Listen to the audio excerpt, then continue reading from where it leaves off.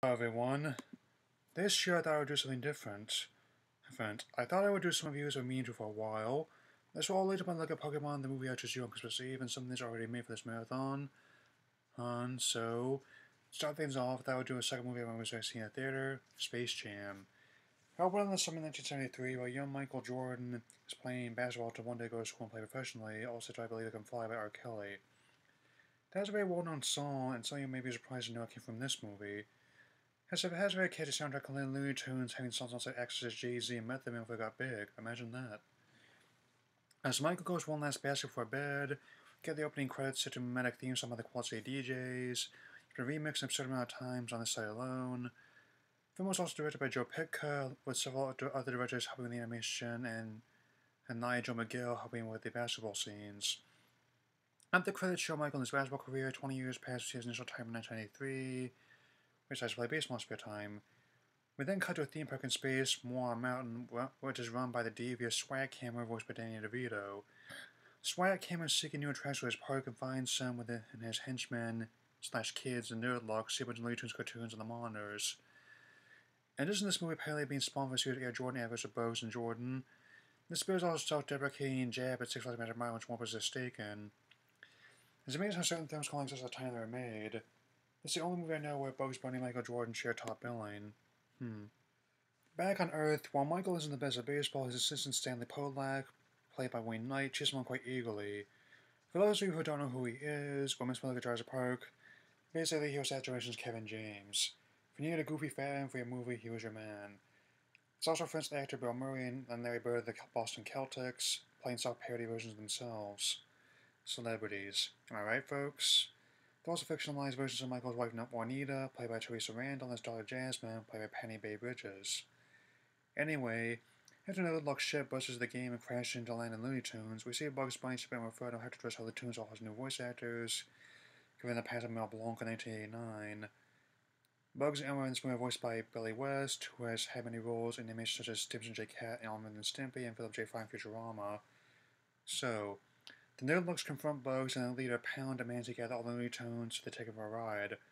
While Blanco doesn't get it, generally, being taken for a ride is generally the last thing you hear for people like that taken for a ride. The film does have a lot of actors who would be considered men of a thousand voices in their own right.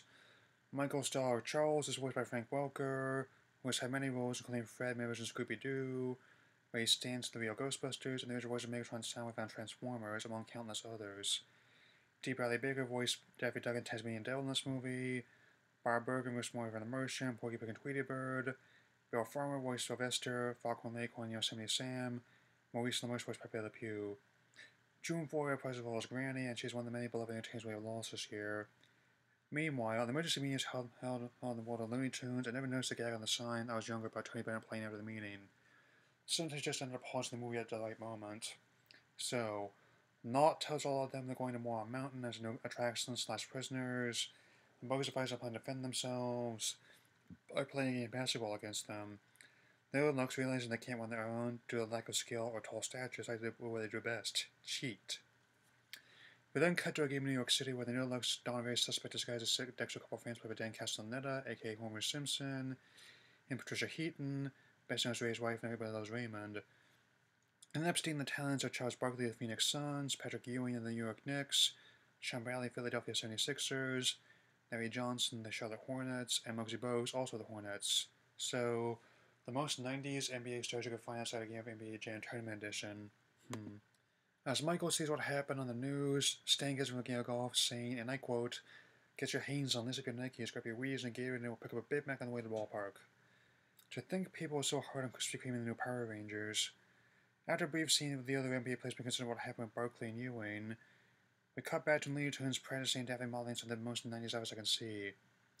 It's a very strange movie watching this again to write the script.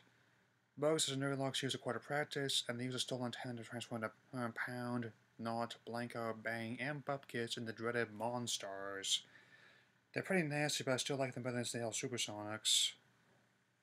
Realizing they're outmatched, both sides recruit Michael by lassoing him down a golf hole.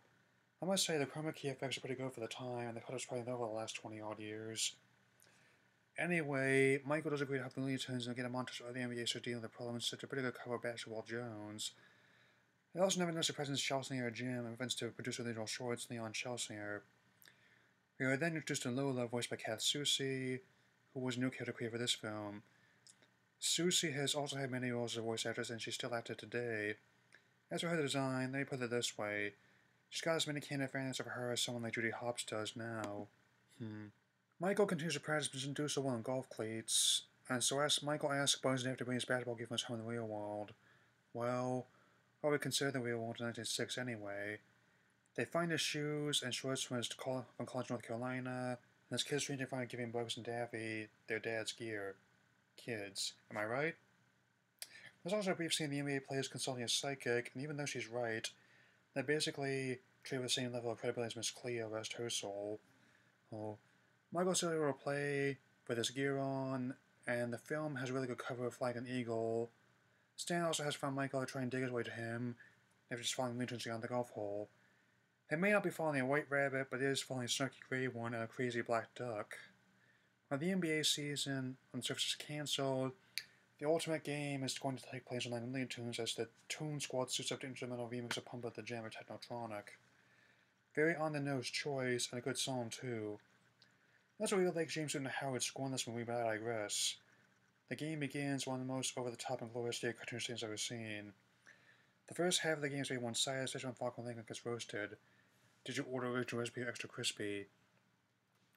Halftime comes and when Stan catches wind of what happened with the Monstars, Swackhammer told his boys he's doing a number on him. Well, I still feel safer with them than with Bobby Knight. However, Michael gives everyone a pep talk and Bugs manages to whip up a bunch of secret stuff in the sink, giving second wind to help beat the spread. As the song playing in the background says, "You all ready for this?" That's like this bit of Elmer Fudd and Yosemite Sam doing an impression of Vince and Jules in Pulp Fiction. I was a bit late to the punchline on that one, but I finally got it. I was 4, what do you want from me? Swackhammer then calls a timeout, Michael proposes a bet. The Toon Squad wins, he will call off his demands, but the Monsters win, Michael will go to a more mountain dance attraction in their place. Despite risk involved, Michael agrees. The game gets closer with only one player remaining to make or break it, and Marvin's saying Toon Squad needs one player to continue or they'll concede defeat the Monsters. Fortunately, help arrives in the form of Bill Murray. Swackhammer confuses him and Dan Aykroyd, and I'd like to in-joke that Bill knew a guy in marketing. With his busting ghost romancing Scarlett Johansson, he has this aura of being able to adapt to weirdness around him no matter what form it takes. So, with one last score from MJ embracing the cartoon figures around him, he wins the game and the freedom of the Toons, and the Monstars and Swackhammer send them back to the moon. Then Close and Michael return the NBA players' talents, and Michael starts returning the NBA. Given the reality subtext, this ending is kind of meta. While I admit this movie may not be for everyone, I submit you enjoy will probably be directly tied to the time and place you first saw it. So exactly the right age for it, I'm going to see it in Bugs Bunny PJs no less. The film also made $90 million in the US and over $230 million worldwide on its $80 million budget, making it one of the biggest hits in 1996 and the most successful basketball film ever made. It's also become a sort of cult from those who would live through the 1990s. And the industry's current obsession with nostalgia to create a persistent talk of a potential sequel of Bill and James acting opposite Bugs and Justin Lin of Fast and Furious films at the helm. If you ask me what I would want out of that, my answer would be simple. For it to be good.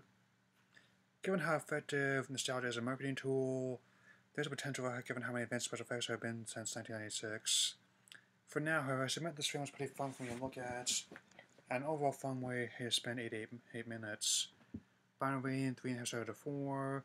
Since my usual sound face would be too obvious, I'll simply say this before I work on my other stuff for this marathon. That's all, folks.